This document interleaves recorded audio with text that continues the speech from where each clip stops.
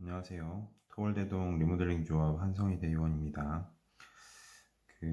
이제 제가 이 리모델링에 대해서 제안을 최초로 하고 카페 만들고 해서 한 2년 정도가 지났고 그간의 어떤 그 경험이나 어떤 한 1000여 명이 아마 넘을 겁니다. 그런 분들을 만나오면서 느낀 것들이나 과정들을 조금 돌아보면서 이 현실 인식을 잘 하는 게 얼마나 중요한 것인지를 제가 좀 많이 느꼈습니다. 그래서 일단 그 2년 동안에 일단 제 처음으로는 입주자 대표회의에 제안을 했고, 그리고 추진위원회가 구성이 되고 활동을 하고, 그리고 정비업체나 설계업체를 뽑아서 뽑는 과정, 그리고 계약을 했고, 그리고 그 업체들과 함께 어떤 계획안을 만들고 분담금을 산출하고, 그리고 동의서 진구에 나서서 조합을 설립을 하고 지금 현재 시공사 입찰까지 와 있는 상황입니다. 시공사 선정을 하려고 하고 있는 중이죠. 근데 이 과거들을 이렇게 돌아보다 보면 어떤 시행착오가 있었고 지연이 있었는가 보게 되면, 입주자 대표회의에 제가 제안할 당시, 그러니까 그때 당시에는 이제 조합원 분들도 마찬가지고 이 재건축이라 가능하다라는 거에 대한 어떤 미련을 갖고 계신 것들, 그리고 이 어떤 신규 제안하는 사람에 대한 어떤 투기꾼이라고 생각하는 그런 생각들, 재건축이 된다라는 건 어떤 현실을 모르는 거죠. 아직 파악이 안 된 거고요. 그리고 리모델링을 추진하려면 반대 세력이 추진 세력에 있어서는 안 된다라는 걸 모르고, 일단 추진위원회가 구성된 당시에 동대표가 당연직으로 포함이 되면서 재건축을 주장하시는 분들이 굉장히 방해가 심하셨죠. 그리고 정비 설계나 이제 선정을 할 때는 이제 수도권에서 굉장히 리모델링 붐이 일고 있었습니다. 그래서 업체를 수배하는데 굉장히 힘이 들었어요. 근데 우리 단지에 대한 어떤 자신감을 가지고 우리가 지방이지만 많이 올 것이다. 이런 자신감을 갖고 섭외하는데 한참 소요가 됐죠.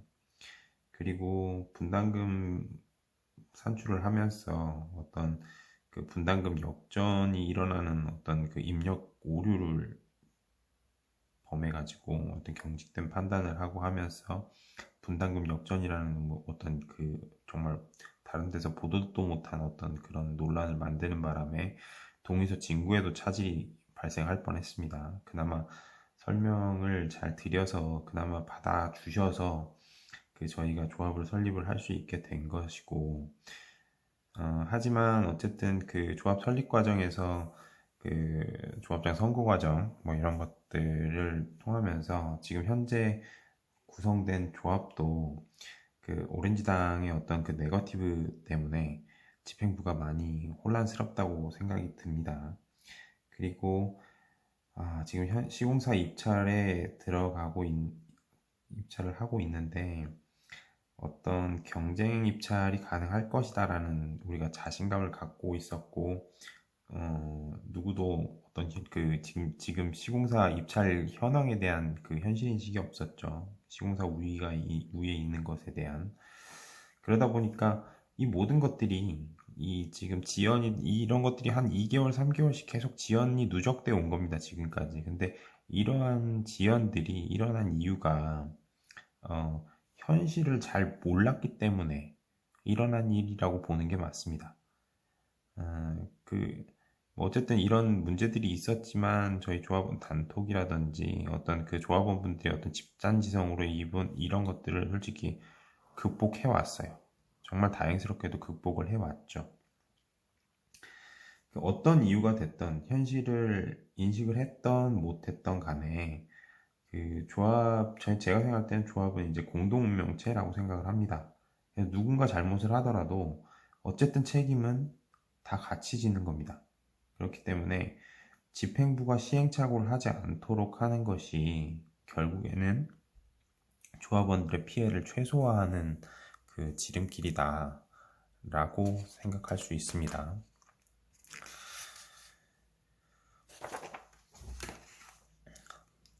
그래서 보통 이런 사업성이라는 거에 대해서 다들 이렇게 추상적으로 뭔가 생각을 하시는 것 같아서 사업성에 대해서 제가 다시 한번 좀 간단하게 정리를 좀 드리려고 합니다. 일단 사업성이라고 하면 간단하게는 조합원들이, 우리 사업에 참여한 조합원들이 분담금을 내는데 찬성할 것인가입니다. 이게 기꺼이 분담금을 낼 수 있는가 하는 것이 사업성입니다. 우리가 일반 분양을 안 하고 온전히 우리가 돈을 들여가지고 사업을 하겠다라고 판단을 만약에 했다 하더라도 조합원들이 그렇게 해서 우리 그냥 그 일반 분양하지 말고 우리 거 많이 증축하고 해서 좀 쾌적하게 살자 이렇게 판단을 해서 찬성한다면은 그건 사업성이 있는 겁니다.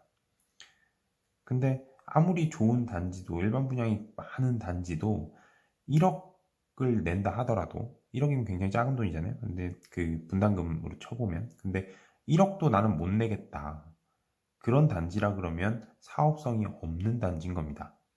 그러니까 분담금이 절대 금액으로 얼마여야 사업성이 있다 없다 이게 아니라 그 단지 조합원들이 얼마를 내겠다, 얼마를 낼 수 있다, 그것에 찬성한다, 그게 사업성입니다. 그래서 보통은 이제 종전가치, 그러니까 내가 얼마에 샀는데 그것을 얼마를 더 드리게 될 거고 그게 나중에 미래에 얼마가 될 겁니다. 그랬을 때 그 미래의 가치가 훨씬 크면 다들 찬성할 가능성이 커지겠죠. 그러니까 이 분담금을 합리적이고 줄이기 위해서 노력을 하는 겁니다. 그러면 이제 분담금은 어떻게 나오는가? 이 표는 제가 자주 말씀을 좀 드렸던 내용인데, 일단은 저희가 새로운 어떤 건설이나 어떤 재건축을 하는 거니까요. 그러니까 리모델링, 재건축형 리모델링을 하는 거다 보니까 공사비라는 게 들어갑니다. 그래서 비용이 들어갈 거고, 거기에 우리가 사업을 하는 거니까 수익이 발생합니다. 그러면 들인 비용에서 수익을 빼고 그 나머지 금액은 누군가가 분담을 해야죠. 저희가 분담을 하는 거죠. 그래서 이 비용 부분과 수익 부분과 분담금에 대한 이 관계를 잘 알고 계시면 우리가 수익부터 말씀드릴게요. 우리가 수익이 날 수 있는 부분은 무엇이냐? 원래는 재건축을 한다고 하면 용적률이 저희는 이미 넘었기 때문에 일반 분양을 할 수가 없죠. 그렇다 그러면 수익이 제로인 겁니다. 그러면 이 부분에 수익이 없죠. 없으면 이 비용이 온전히 다 분담금으로 전가가 되고, 그랬을 때는 그 금액을 분담할 조합원들이 거의 없습니다. 그러니까 금액적으로 봤을 때는 그래서 재건축이 안 되는 이유고, 뭐 여기 플러스해서 안전진단 통과하는데 오래 걸리기 때문에 재건축은 안 되는 겁니다. 일단 부가적 설명을 한번 드렸고, 일단은 이런 수익 부분에서 리모델링이라는 거는 주택법에 적용을 받아가지고 우리가 421세대라는 일반 분양을 할 수 있어지는 겁니다. 그러면 지금 계획은 우리가 2,800만 원에 평당 2,800만 원의 일반 분양을 하겠다라고 해놓은 거죠.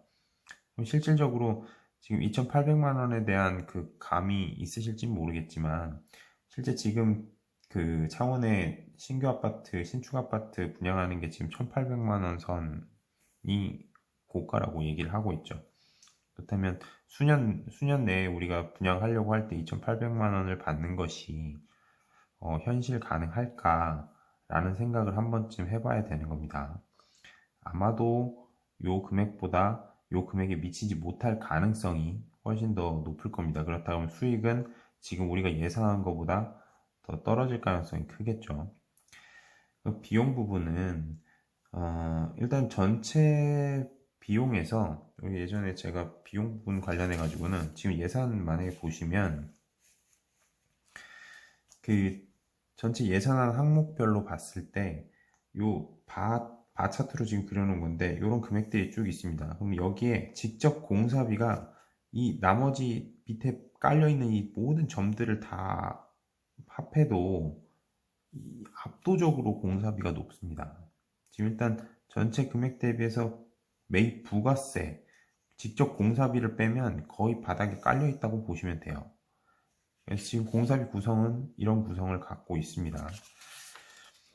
그래서 전체 공사비가 차지하는 게 뭐 거의 80%에서 90% 하여튼 굉장히 많은 부분을 차지하는 게 공사비고, 거기에 이제 세금이라든지 감리라든지 어떤 그 외부 용역이라든지 이런 비용이 또 한 19에서 몇 프로 또 차지를 하고, 거의 1%도 안 되는 금액이 조합 운영하는 뭐 비용으로 사용이 됩니다. 그래서 비용 부분에서 제일 집중해야 될 것은 이 공사비고, 이 공사비에 직접적으로 관계가 되어 있는 건 시공사하고 관련이 되어 있습니다. 그래서 지금 계획은 490만 원에 평당 490만 원의 공사를 하겠다라고 계획이 되어 있는 건데, 지금 그 공사 재건축이나 이런 그 소식들을 듣고 계시다면 이 금액이 굉장히 많이 상승하고 있고 상승할 것이라는 것을 알 수 있으실 겁니다. 그렇다 보면 비용은 더 증가하겠죠. 수익은 줄고. 비용은 늘고 수익은 줄었으니까 저희는 분담금이 올라갈 가능성이 훨씬 클 겁니다. 그렇다 그러면 이제 분담금 관점에서 보면 지금 그런 현실이 그런 거고, 이 비용에 대한 얼마간 이게 책정이 될 텐데 그 금액에 대한 걸, 이 비용을 최대한 통제를 해서 비용은 낮춰야 되고요. 수익은 올려야 됩니다. 그게 대책입니다. 분담금을 낮출 수 있는 대책인 거죠. 그러니까 비용은 낮추고 수익은 높여야 분담금이 내려간다. 이게 그 항상 그 생각 속에 있으셔야 돼요. 뭔가를 바라볼 때. 그럼 그 대책을 마련을 해야 되는데, 일단 수익 부분에서 그 대책을 마련할 수 있는 거는, 이거는 부동산 경기도 그때 가서 분양할 때 그때 그 경기도 중요한 거, 그건 거의 저희가 컨트롤할 수 있는 영역이 아니지만 어쨌든 일반 분양분에 대한 어떤 그 상품성을 극대화해서 올려야 됩니다. 그래야 충분한 돈을 내고도 일반 분양을 할 수 있을 거니까요. 그러니까 내 거랑 비교를 해가지고 일반 분양분의 질을 떨어뜨리면 우리가 돈을 더 많이 내야 되는 상황이 오는 겁니다. 그리고 대단지라는 것을 이용을 해가지고 거의 3,000세대가 넘는 급이 될 거기 때문에, 그 대단지만 운영할 수 있는 커뮤니티를 최대한 고급화해서 운영을 해야 그 다른 단지와 차별화된 어떤 그 플러스 알파의 어떤 그 가치를 얻게 되겠죠. 그리고 이왕에 새로 만드는 김에 그 단지 계획을 잘 해서 어느 그 신축에 못지않은 그 기존 동을 살렸지만 전국에서 알아줄 만한 어떤 랜드마크적인 어떤 단지 계획을 하면 미래의 가치가 올라가겠죠. 이 부분은 어쨌든 우리가 물건을 잘 팔 수 있는 그런 것을 만들기 위한 방안들입니다. 그래서 수익 부분에서는 이 단지 계획이나 상가 계획 포함해서 어떤 그 단지 계획에 대한 부분을 잘 해야 된다라는 걸로 대책안이 나올 수 있습니다. 그리고 이제 비용 부분은 일단 아까 제일 큰 게 공사비가 제일 큰 부분을 차지한다고 했고, 공사비는 간단하게 얘기할 수 있는 부분은 아니지만 어쨌든 공사비에 대한 계획과 그것을 계획한 것에 대한 어떤 그 증액 부분에 대한 통제, 이것을 할 수 있어야 공사비 증액을 막을 수가 있습니다. 그리고 사업 기간을 단축을 시켜서 일단 금융 비용이 발생하는 것을 최소화시켜야 됩니다. 그러니까 빠르면 빠를수록 좋겠죠. 그렇다면 그렇게 빠르게 진행을 하려면 일단 여기에는 인허가라든지 이런 부분도 다 관련이 될 거고요. 사업기간 관련해 가지고는. 그리고 어떤 것을 하는 데 있어서 어, A라는 안이 있고 B라는 안이 있고 A로 해도 되고 B도 된다라고 하면 A, B를 갖고 싸우고 있을 시간은 없는 겁니다. 선택의 문제인 거죠. 리더십을 갖고 A로 하자라고 판단이 되면 빠르게 소통하고 A로 결정한 다음에 실행을 A로 하는 겁니다. 이걸 A냐 B냐를 가지고 옳고 그름의 문제가 아니라면 A안 B안을 가지고 그 갑론을박 하는 사이에 이미 이 두 개의 차이에 따른 어떤 그 비용 차이가 있을 텐데 그걸 넘어서는 금융 비용이 발생을 하기 때문에 어떤 안을 채택을 할 때는 빠르게 소통하고 결정해가지고 실행을 빨리 하는 게 이 금액 대비 훨씬 이득입니다. 그러니까 어떤 그 추진주체 조합장이나 이런 분들의 결정에 어떻게 보면 큰 틀에서 무리가 없다면 빠르게 동의하고 따라가는 게 이득인 것입니다. 그래서 일단 분담금이 발생되는 이 비용과 수익과 그것으로 인한 분담금 이 구조에 대해서 조금 생각을 해주셨으면 좋겠습니다. 그래서 여기서 이 표에서 가장 중요한 부분이 공사비라고 말씀드렸고요. 이 공사비 부분에 대해서 다시 한번 말씀을 드리겠습니다. 공사비는 제가 아까 말씀드렸듯이 공사비는 시공사와 관계가 제일 크고 저희가 조합이 어떻게 시공사와 관계를 맺느냐에 따라서 그 향후 공사비를 결정짓는 그 틀이 마련이 돼버립니다.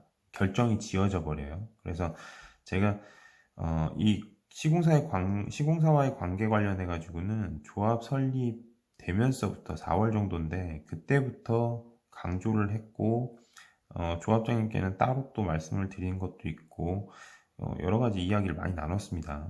근데 일단 이사님들이나 대의원분들 또 뭐 조합원분들께서 일단은 공감대가 부족하다 이런 내용들이 많이 있었는데 일단은 다들 경쟁 입찰이 가능하다라는 그런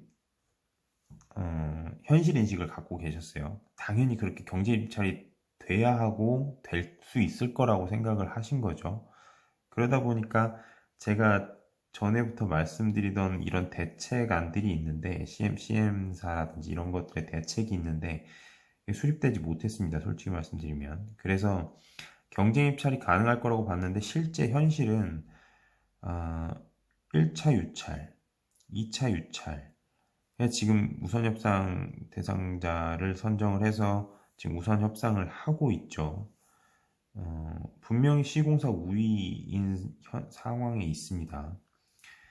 유찰이 되고 나니까 이제 현실을 인식을 했는데, 지금 보면 이제 시공사들이 경쟁을 안 하면 아예 안 들어왔다 그러면 저희 시장이 아예 메리트가 없는 건데 그게 아니라 그 리모델링 시장 전체가 경쟁을 하는 경우는 잘 없습니다. 딱 단독 입찰 혹은 컨소시엄 형태로 해서 들어오는 입찰 딱 두 가지 유형이 거의 99% 이상입니다. 경쟁하는 경우는 정말 서울 핵심지의 어떤 그 입지인 경우에 가끔 있는데 거의 없다고 보시면 됩니다. 그래서 지금 상황은 뭐냐? 우리가 그 경쟁 입찰이 가능했다 그러면 시공사들끼리 경쟁을 하면서 저희들한테 뭔가 제안하는 어떤 내용들이 있을 겁니다. 그러면 더 잘 해줘야, 더 싼 가격에 더 잘 해줘야 우리가 선택을 받을 거기 때문에 어떤 안들을 굉장히 잘 내오겠죠. 그런데 지금은 경쟁을 하지 않는 상황이라고 말씀드렸어요. 현실이 그렇다고. 그렇다 보니까 시공사는 조합에 자기네들 안을 그냥 주는 겁니다. 그러면 이 안을 줄 때 이 A, B, C, 이 안이 구체적인가? 그러지도 않죠. 그러니까 싸지도 않은 가격에 구체적이지도 않은 그 뭐라 해야 될까? 내역들, 그런 것들이 제안들이 이렇게 오는 겁니다. 그럼 이제 조합에서 이런 것들을 판단할 수 있는 능력이 있다고 하면 뭔가 협의가 되겠죠. 근데 보통의 조합 같은 경우는 시공사에 비하면 어, 그 건설 관련이나 뭐 시공 관련된 수준이라고 하는 것이 훨씬 미치지 못하죠. 그러다 보니까 주는 대로 그냥 받게 되고, 나중에 가서 이제 그 최종 뭐 어떤 안이 계약을 다 끝난 이후에, 이 안으로 뭐 이미 계약서 사인을 다 끝낸 이후에 나중에 가서 엘리베이터는 뭐 이랬으면 좋겠고, 뭐 마감재는 이랬으면 좋겠고, 뭐 어디 벽지는 뭐였으면 좋겠고, 에어컨은 뭐였으면 좋겠고, 뭐 이런 것처럼 다양한 어떤 플러스 알파들이 자꾸 붙습니다. 조합에서 요구를 하는 거죠. 그러면 이 플러스 알파들은 뭐냐? 이 금액 외의 것들이죠. 시공사에서는 당연스럽게도 이런 추가되는 것들에 대한 것들을 비용으로 전가합니다. 당연한 청구죠. 시공사 입장에서는.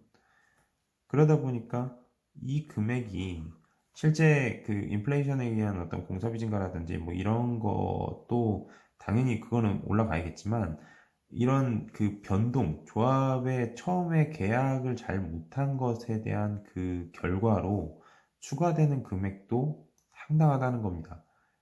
보통 보면 20에서 한 30% 정도까지도 공사비가 상승을 하더라라는 겁니다. 조합은 이 내용들, 이런 것들이 발생했을 때 검토할 능력이 없으면 그냥 고스란히 이걸 받게 되는 거예요. 그런데 검토할 능력이 있다 하더라도, 나중에 가서 있다 하더라도 계약서를 이미 썼기 때문에 이거를 막을 방법이 거의 없습니다. 그러니까 제가 지금 그 시공사 우선 협상 과정에서 제가 이걸 계속 강조를 하고, 지금 대의원 분들하고도 그렇고 계속 그 뭐 양경식 이사 뭐 이런 분들하고 싸우는 이유도 지금이 아니면 안 되기 때문이에요. 나중엔 안 되는 겁니다. 지금 계약서를 쓰기 전에 협상할 때 이미 되어야 되는 내용이기 때문에. 이상적인 건 조합이 어떤 그런 우리가 제시할 수 있는, 우리가 원하는 어떤 그 안이나 어떻게 해달라는 그 품질에 대해서 내역이 있어야 되는 겁니다. 어떻게 해달라는 거에서 A부터 G까지 쭉 있어야 되는 겁니다. 제가 개포주공 인터뷰 조합장 인터뷰한 내용을 제가 거기다 공유를 한번 드렸지만, 그분은 이제 그 CM의 능력을 갖고 계신 거예요. 그러니까 그런 시공사와 협상이나 그런 것들이 가능하셨던 거죠. 그래서 저희 조합은 그렇진 않으니까 조합과 어떤 협력업체 간의 시너지를 통해서 이것들을 확정을 짓고, 그걸 가지고 이제 예상 금액이 얼마가 있겠죠. 그걸 가지고 시공사하고 비로소 그때서야 협상이라는 게 가능해지는 겁니다. 이렇게 지금 협상하는 건 이걸 협상해야 되는 거예요. 그래야 나중에 예상 가능한 품질에 예상 가능한 금액, 분담금이겠죠. 그런 것들이 산출될 수 있는 겁니다. 그리고 이 조합과 시공사가 커뮤니케이션을 하는 데 있어서 어느 한쪽, 그러니까 조합이 보통은 모르겠죠. 조합이 모르는데 시공사는 당연스럽게도 이런 게 당연한 겁니다 라고 얘기를 할 겁니다. 그럼 조합은 왠지 아닌 것 같다. 그러니까 왜 아닌지가 아니라 왠지 아닌 것 같다라고 해서 그건 아니잖아 라고 얘기를 하게 되면, 이렇게 싸우게 되면 이거는 합의점을 찾을 수가 없어지는 거예요. 그러니까 그런 전문가가 이건 이래서 이런 거고 저건 저래서 저런 건데, 이거 보니까 시공사가 얘기하는 게 이건 일정 정도 맞고 이건 일정 정도 안 맞는다. 그러면은 조합 편에서 어떤 얘기를 해주고, 이런 중간자적 역할도 있어야 이 관계가 또 건전하게 갈 수 있다. 그래서 제가 말씀드리는 건 이 시공사와 조합의 관계를 잘 정립을 해야 된다. 그렇지 않으면 중간 과정에 가면서 삐끄덕거리게 되면 보셨겠지만 이제 둔촌이나 트리마제 사례가 나는 겁니다.